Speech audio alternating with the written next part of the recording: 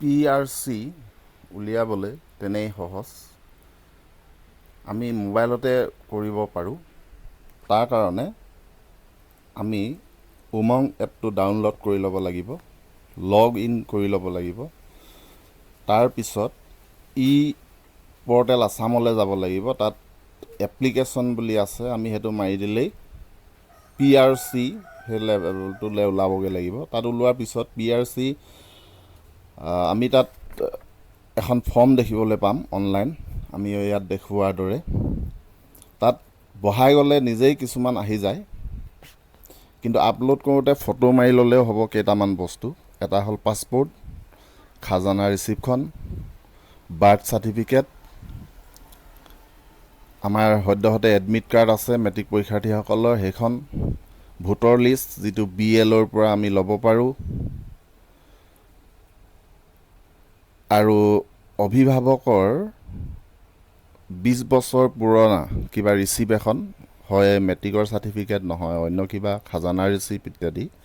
NRCৰ যিটো আমি কপি পাইছিলোঁ বাৰকোড থকা, সেই কপিটো ফটো মাৰি ল'ব লাগিব। আৰু যি পৰীক্ষাৰ্থী আছে তেওঁৰ যদি আছে পান কাৰ্ডটো বিচাৰে তাত, সেইটো দিব লাগিব। তো এইখিনি যদি আমি ফটো মাৰি লওঁ মোবাইলত, অতি সহজত সেইখিনি আপলোড কৰিব পাৰিম। তাত আপলোড অপশ্যনটো আহিবই আমি নিজে খোলাৰ লগে লগে।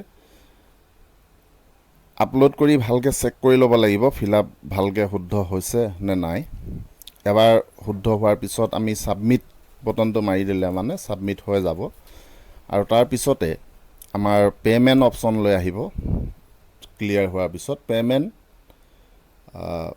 30 টকা 30 পইচা আমি কাৰ্ডৰ যোগেদি দিব পাৰোঁ, ATM কাৰ্ড থাকিলে হ'ল, দি দিব পাৰোঁ। তাৰপিছত আমি এপ্লিকেশ্যন নাম্বাৰ আৰু পাই যাম, আমি এপ্লিকেশ্যন নাম্বাৰবোৰ পাম, তাত থাকিব। সেই এপ্লিকেশ্যন নাম্বাৰটো ট্ৰেক দ্য এপ্লিকেশ্যন বুলি অপশ্যন এটা আছে উমং এপত, আমি সেইটো মাৰি লৈ যেতিয়াই মন যায় এপ্লিকেশ্যন ক'ত আছে সেইটো আমি পাব পাৰিম। অৱশ্যে ইয়াৰ কাৰণে আৰু এটা অপশ্যন আছে চাগে, সেইটো হ'ল আমাৰ থানাৰ ভেৰিফিকেশ্যন। সেই পৰ্যায়টো পিছত আমি পাম। সদ্যহতে ময়ো এপ্লাই কৰি থৈছোঁ। তো গতিকে আপোনাৰ হবে যে যিমানে পাৰে নিজেই মোবাইলটোৰ যোগেদি কৰিলে 30 টকা 30 পইচা ATM কাৰ্ডৰ পৰা কেঞ্চেল হ'ব। আৰু আমি তেনেকৈয়ে ধুনীয়াকৈ এপ্লাই কৰিব পাৰোঁ। আমি প্ৰত্যেকেই পাৰিম, সেইটো বৰ ডাঙৰ কথা নহয়।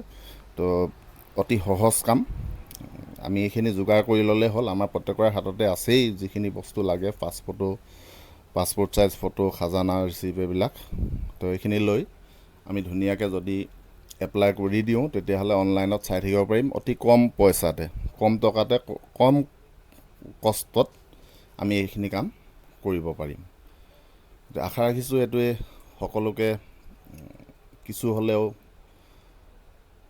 সহায় কৰিব। তো যদি ভাল লাগে লাইক কৰিব। ধন্যবাদ।